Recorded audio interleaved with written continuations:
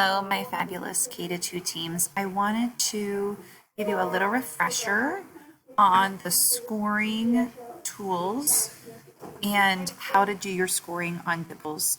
Since you have so many subtests to do, I know it can be a little confusing.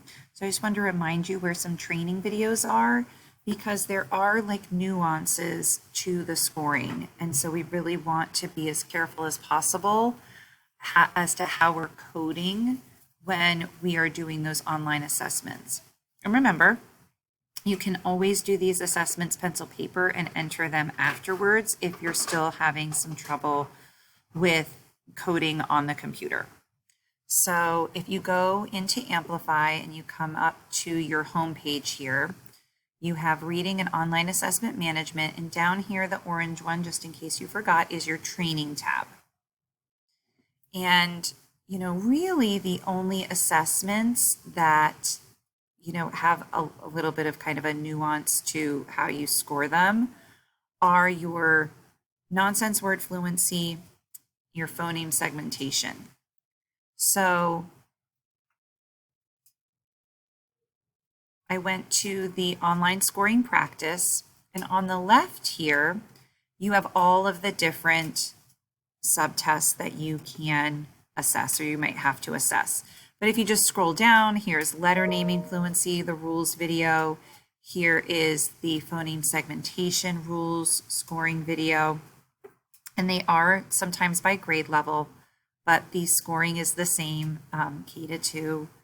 So I really think the nonsense word fluency would be a really good one to rewatch, because depending on where you put those lines, if the student segments and then going back and scoring the error of where they might have made a mistake on a phoneme is really important, because everything gets calculated a certain way. So even on phoneme segmentation, we go up here to the phoneme segmentation scoring rules video. If a student says t and then says op, we would put the line under the T and then one continuous line under op, and they would still get some points for that. So it would not be marked incorrectly up top. We wouldn't go and score those wrong up top. We would just underline the op, and then they would still get some points for segmentation.